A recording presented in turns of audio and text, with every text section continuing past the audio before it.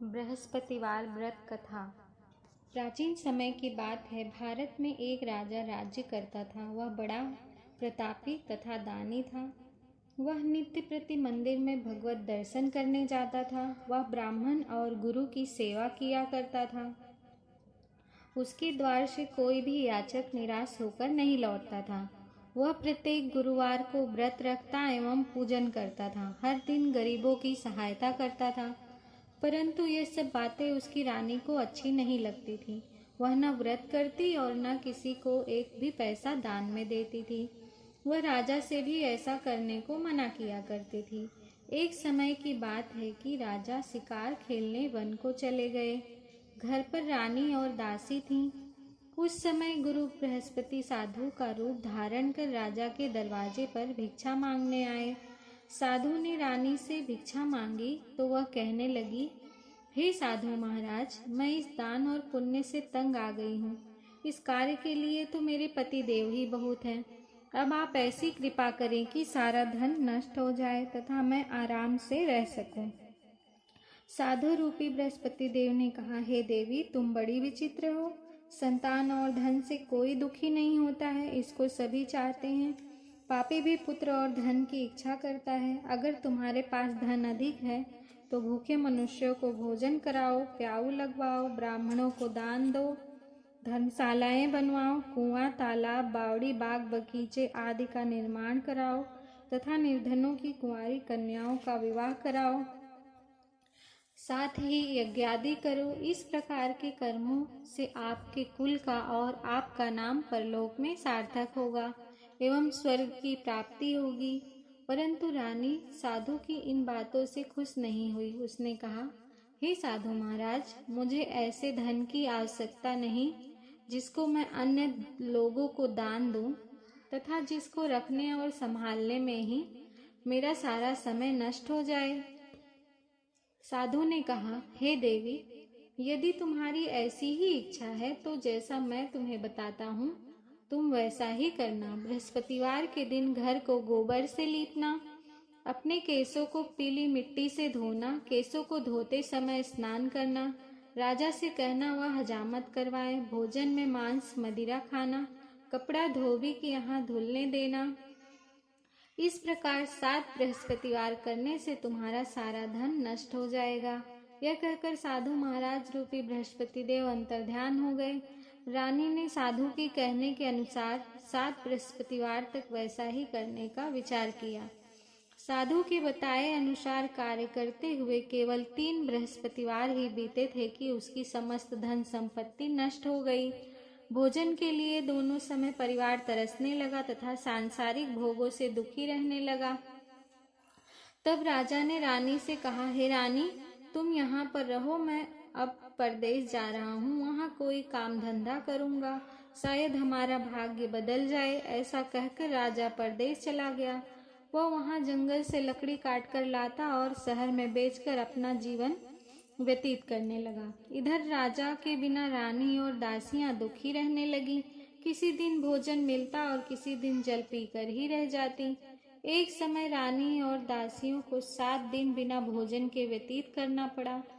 तो रानी ने अपनी दासी से कहा, यहाँ पास ही के नगर में मेरी बहन रहती है, वह बड़ी धनवान है। तू उसके पास जा और वहां से 5 सेर बेझर मांग कर ले आ, जिससे कुछ समय के लिए गुजर हो जाएगा। दासी रानी की बहन के पास गई। रानी की बहन उस समय पूजन कर रही थी। बृहस्पतिवार का दिन था। दासी ने रानी की बहन से कहा, हे रानी, मुझे आपकी बहन ने भेजा है, मुझे 5 सेर बेझर दे दो।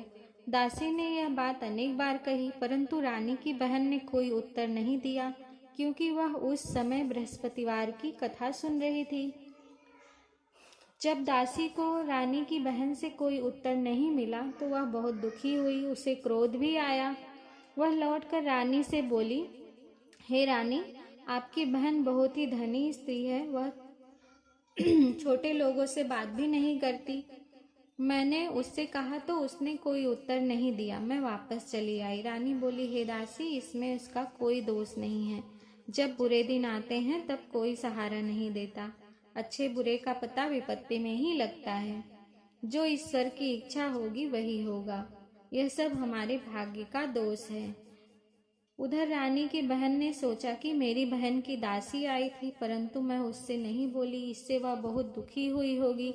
अतः कथा को सुन और विष्णु भगवान का पूजन समाप्त कर वह अपनी बहन के घर आई और कहने लगी, हे बहन, मैं बृहस्पतिवार का व्रत कर रही थी, तुम्हारी दासी हमारे घर गई थी, परंतु जब तक कथा होती है तब तक हम लोग न उठते हैं और न बोलते हैं, इसलिए मैं नहीं बोली। कहो दासी क्यों गई थी? रानी बोली, बहन, हमारे घर अनाज नहीं था। वैसे तुमसे कोई बात छिपी नहीं है, इस कारण मैंने दासी को तुम्हारे पास 5 सेर बेझर लेने के लिए भेजा था। रानी की बहन बोली, बहन, बृहस्पति भगवान सबकी मनोकामना पूर्ण करते हैं, देखो शायद तुम्हारे घर में अनाज रखा हो। यह सुनकर दासी घर के अंदर गई तो वहां उसे एक घड़ा बेझर का भरा मिल गया। उसे बड़ी हैरानी हुई, क्योंकि उसने एक एक बर्तन देख लिया था। उसने बाहर आकर रानी को बताया। दासी अपनी रानी से कहने लगी, हे रानी, देखो, वैसे हमको जब अन्न नहीं मिलता तो हम रोज ही व्रत करते हैं। अगर इनसे व्रत की विधि और कथा पूछ ली जाए तो उसे हम भी किया करेंगे। दासी के कहने पर रानी ने अपनी बहन से बृहस्पतिवार व्रत के बारे में पूछा। उसकी बहन ने बताया, हे रानी बहन, बृहस्पतिवार को सूर्योदय से पूर्व उठकर स्नान करके बृहस्पतिवार का व्रत करना चाहिए, लेकिन उस दिन सिर नहीं धोना चाहिए। बृहस्पतिवार के व्रत में चने की दाल और मुनक्का से विष्णु भगवान का केले के वृक्ष की जड़ में पूजन करें तथा दीपक जलावें। उस दिन एक ही समय भोजन करें। भोजन पीले खाद्य पदार्थ का करें तथा कथा सुनें।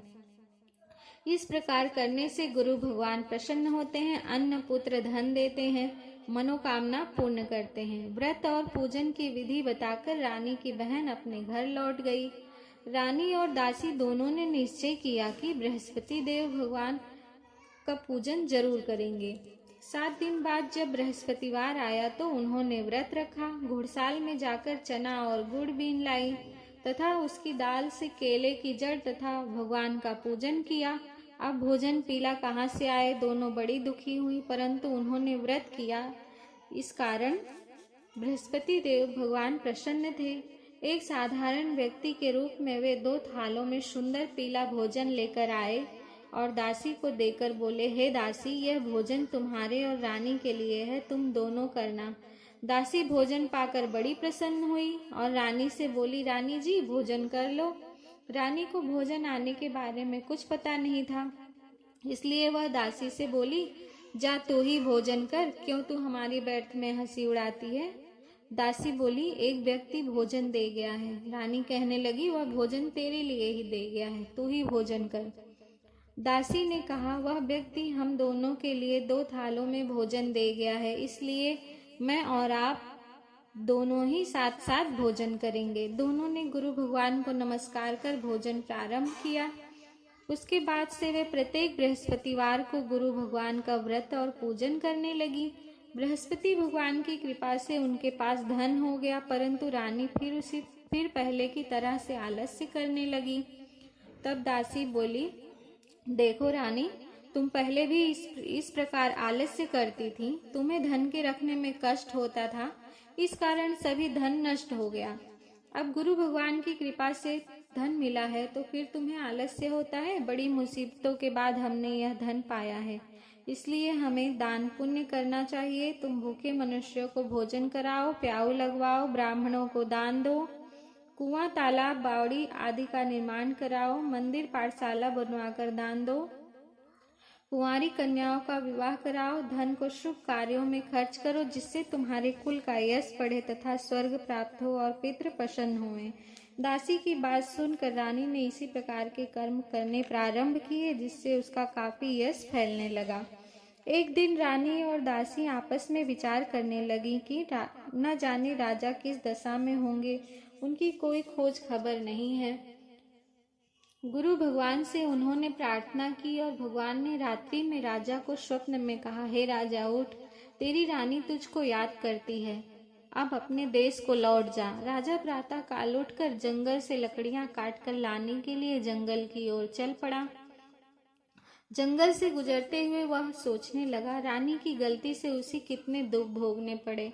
राजपाट छोड़कर उसे जंगल में आकर रहना पड़ा। जंगल से लकड़ियां काटकर उन्हें बेचकर गुजारा करना पड़ा। उसी समय उस जंगल में बृहस्पति देव एक साधु का रूप धारण कर आए और राजा के पास आकर बोले, हे लकड़हारे, तुम इस सुनसान जंगल में किस चिंता में बैठे हो, मुझे बतलाओ। यह सुन राजा के नेत्रों में जल भर आया और साधु की वंदना कर बोला, हे प्रभु, आप सब कुछ जानने वाले हैं। इतना कहकर राजा ने साधु को अपनी संपूर्ण कहानी सुना दी। महात्मा दयालु होते हैं। वे राजा से बोले, हे राजा, तुम्हारी पत्नी ने बृहस्पति देव के प्रति अपराध किया था, जिसके कारण तुम्हारी यह दशा हुई। अब तुम किसी प्रकार की चिंता मत करो, भगवान तुम्हें पहले से अधिक धन देंगे। देखो, तुम्हारी पत्नी ने बृहस्पतिवार का व्रत प्रारंभ कर दिया है। अब तुम भी बृहस्पतिवार का व्रत करके चने की दाल व गुड़ जल के लोटे में डालकर केले का पूजन करो, फिर कथा कहो या सुनो, भगवान तुम्हारी सब मनोकामना पूर्ण करेंगे। साधु को प्रसन्न देखकर राजा बोले, हे प्रभु, मुझे लकड़ी बेचकर इतना पैसा भी नहीं बचता जिससे भोजन करने के उपरांत कुछ बचा सकूं। मैंने रात्रि में अपनी रानी को व्याकुल देखा है। मेरे पास कोई साधन नहीं जिससे समाचार जान सकूं। फिर मैं बृहस्पति देव की क्या कहानी कहूँ, मुझको तो कुछ भी मालूम नहीं है। साधु ने कहा, हे राजा, तुम किसी बात की चिंता मत करो। बृहस्पतिवार के दिन तुम रोजाना की तरह लकड़ियां लेकर शहर में जाओ। तुम्हें रोज से दुगना धन प्राप्त होगा, जिससे तुम भली भांति भोजन कर लोगे तथा बृहस्पति देव की पूजा का सामान भी आ जाएगा। बृहस्पति देव की कथा इस प्रकार है। बृहस्पति देव की कथा। प्राचीन काल में एक बहुत ही निर्धन ब्राह्मण था। उसकी कोई संतान नहीं थी। वह नित्य पूजा पाठ करता, परंतु उसकी स्त्री बहुत मलिनता के साथ रहती थी। वह न स्नान करती और न किसी देवता का पूजन करती। प्रातः काल उठते ही सर्वप्रथम भोजन करती, बाद में कोई अन्य कार्य करती। ब्राह्मण देवता बहुत दुखी रहते थे। पत्नी को बहुत समझाते, किंतु उसका कोई परिणाम न निकलता।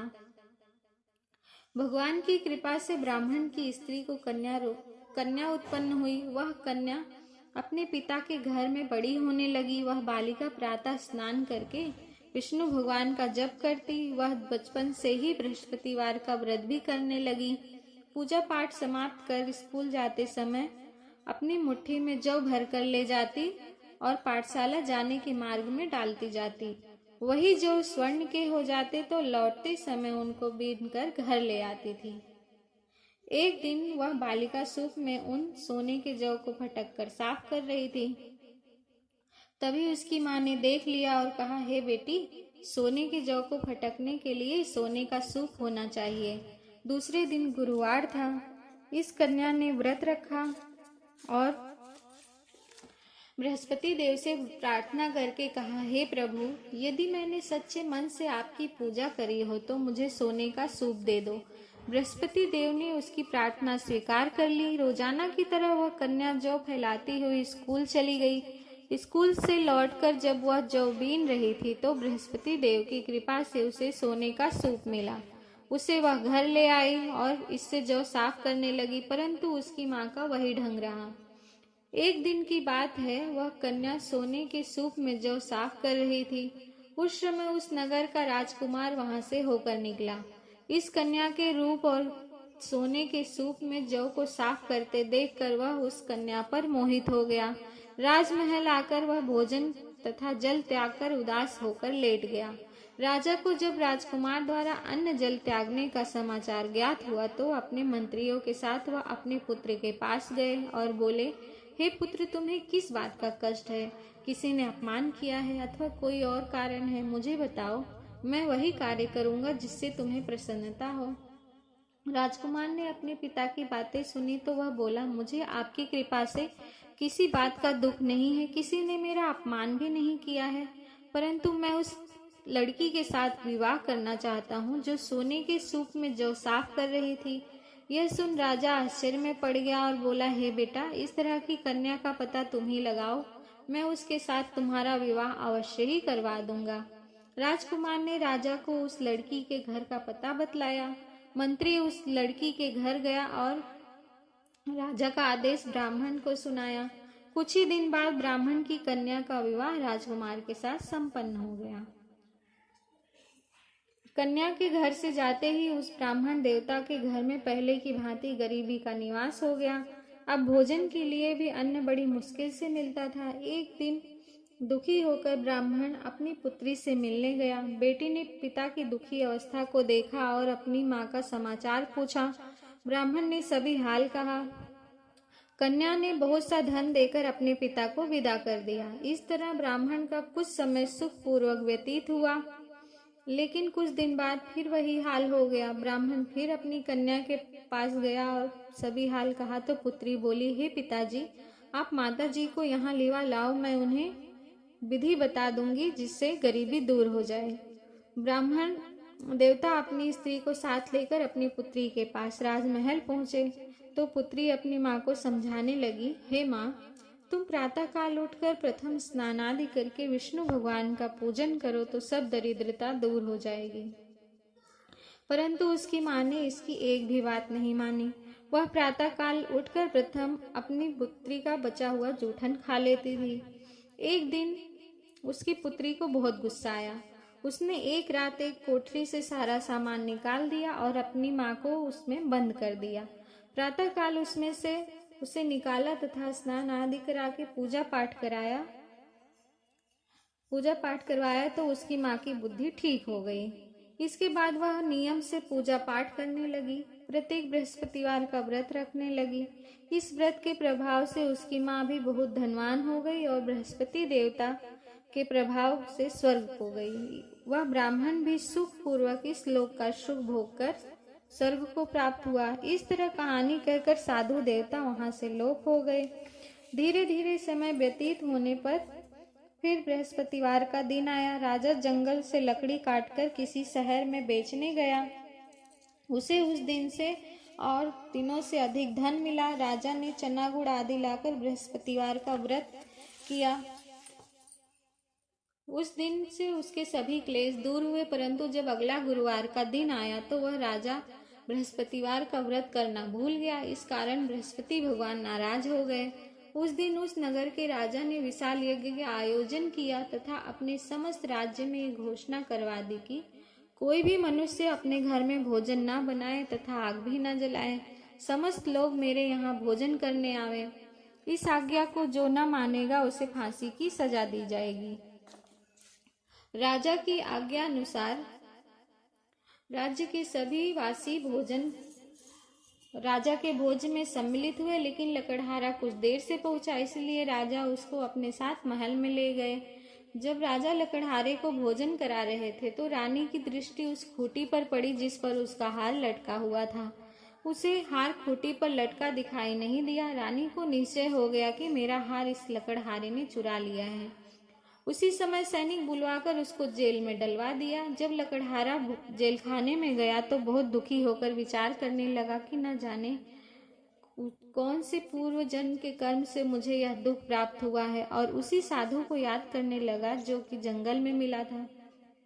तत्काल बृहस्पति देव साधु के रूप में प्रकट हो गए और उसकी दशा को देखकर कहने लगे, अरे मूर्ख, तूने बृहस्पति देव की कथा नहीं कही, इसी कारण तुझे यह दुख प्राप्त हुआ है। अब चिंता मत कर, बृहस्पतिवार के दिन जेलखाने के दरवाजे पर 4 पैसे पड़े मिलेंगे, उनसे तू बृहस्पति देव की पूजा करना, तेरे सभी कष्ट दूर हो जाएंगे। अगले बृहस्पतिवार उसे जेल के द्वार पर 4 पैसे मिले। राजा ने पूजा का सामान मंगवाकर कथा कही और प्रसाद बांटा। उसी रात्रि को बृहस्पति देव ने उस नगर के राजा को स्वप्न में कहा, हे राजा, तूने जिस आदमी को जेल खाने में बंद करवा दिया है वह निर्दोष है, वह राजा है, उसे छोड़ देना। रानी का हार उसी खूंटी पर लटका हुआ है, अगर तू ऐसा नहीं करेगा तो मैं तेरे राज्य को नष्ट कर दूंगा। राजा प्रातः काल उठा और खूंटी पर हार टंगा देखकर लकड़हारे को बुलाकर क्षमा मांगी तथा राजा को योग्य सुंदर वस्त्र आभूषण भेंट कर उसे विदा किया। गुरुदेव की आज्ञा अनुसार राजा अपने नगर को चल दिया। राजा जब नगर के निकट पहुंचा तो उसे बड़ा ही आश्चर्य हुआ। नगर में पहले से अधिक बाग, तालाब और कुएं तथा बहुत सी धर्मशालाएं, मंदिर आदि बने हुए थे। राजा ने पूछा कि यह किसका बाग और धर्मशाला है। तब नगर के सब लोग कहने लगे कि यह सब रानी और दासी द्वारा बनवाए गए हैं। राजा को आश्चर्य हुआ और गुस्सा भी आया। जब रानी ने यह खबर सुनी कि राजा आ रहे हैं तो उसने अपनी दासी से कहा, हे दासी, देख राजा हमको कितनी बुरी हालत में छोड़ गए थे। वह हमारी ऐसी हालत देखकर लौट न जाए, इसलिए तू दरवाजे पर खड़ी हो जा। रानी की आज्ञानुसार दासी दरवाजे पर खड़ी हो गई। जब राजा आए तो उन्हें अपने साथ महल में लिवा लाई। राजा ने क्रोध करके अपनी तलवार निकाली और रानी से पूछने लगा, बताओ यह धन तुम्हें कैसे प्राप्त हुआ है। तब रानी ने बतलाया, हमें यह सब धन बृहस्पति देव के व्रत के प्रभाव से प्राप्त हुआ है। राजा ने तब निश्चय किया कि 7 रोज बाद तो सभी बृहस्पति देव का पूजन करते हैं, परंतु मैं रोजाना दिन में 3 बार कथा कहा करूंगा तथा रोज व्रत किया करूंगा। अब हर समय राजा के दुपट्टे में चने की दाल बंधी रहती तथा दिन में 3 बार कथा कहता। एक रोज राजा ने विचार किया कि चलो अपनी बहन के यहाँ हो आवे। इस तरह का निश्चय कर राजा घोड़े पर सवार हो अपनी बहन के यहाँ चल दिया। मार्ग में उसने देखा कि कुछ आदमी एक मुर्दे को लिए जा रहे हैं। उन्हें रोककर राजा ने कहा, अरे भाइयों, मेरी बृहस्पतिवार की कथा सुन लो। वे बोले, लो हमारा तो आदमी मर गया है, इसको अपनी कथा की पड़ी है। परंतु कुछ आदमी बोले, अच्छा कहो, हम तुम्हारी कथा भी सुन लेंगे। राजा ने दाल निकाली और कथा कहनी शुरू कर दी। जब कथा आधी हुई थी तो मुर्दा हिलने लगा और जब कथा समाप्त हुई तो राम राम करते हुए वह मुर्दा खड़ा हो गया। राजा आगे बढ़ा। उसे चलते चलते शाम हो गई। आगे मार्ग में उसे एक किसान खेत में हल चलाता मिला। राजा उससे बोला, अरे भैया, तुम मेरी बृहस्पतिवार की कथा सुन लो। किसान बोला, जब तक मैं तेरी कथा सुनूंगा तब तक 4 हरैया जोत लूंगा। जा अपनी कथा किसी और को सुनाना। राजा आगे चलने लगा। राजा के हटते ही बैल पछाड़ खाकर गिर गए तथा किसान के पेट में बहुत जोर से दर्द होने लगा। उसी समय किसान की माँ रोटी लेकर आई। उसने जब यह देखा तो उसने अपने पुत्र से सब हाल पूछा। बेटे ने सभी हाल बता दिया। बुढ़िया दौड़ी दौड़ी उस घुड़सवार के पास गई और उससे बोली, मैं तेरी कथा सुनूंगी, तू अपनी कथा मेरे खेत पर ही चलकर कहना। राजा ने लौटकर बुढ़िया के खेत पर जाकर कथा कही, जिसको सुनते ही बैल खड़े हो गए तथा किसान के पेट का दर्द भी बंद हो गया। राजा अपनी बहन के घर पहुंच गया। बहन ने भाई की खूब मेहमानी की। दूसरे रोज प्रातःकाल राजा जगा तो वह देखने लगा कि सब लोग भोजन कर रहे हैं। राजा ने अपनी बहन से जब पूछा कि ऐसा कोई मनुष्य है जिसने भोजन नहीं किया हो तो मेरी बृहस्पतिवार की कथा सुन ले। तो बहन बोली, है भैया, यह देश ऐसा ही है। पहले यहाँ के लोग भोजन करते हैं, बाद में अन्य काम करते हैं। अगर पड़ोस में कोई हो तो देख आती हूँ। ऐसा कहकर बहन देखने चली, परंतु उसे कोई भी ऐसा व्यक्ति नहीं मिला जिसने भोजन न किया हो। वह एक कुम्हार के घर गई जिसका लड़का बीमार था। उसे मालूम हुआ कि उसके यहाँ 3 दिन से किसी ने भोजन नहीं किया है। रानी ने अपने भाई की कथा सुनने के लिए कुम्हार से कहा। वह तैयार हो गया। राजा ने जाकर बृहस्पतिवार की कथा कही, जिसको सुनकर उसका लड़का ठीक हो गया।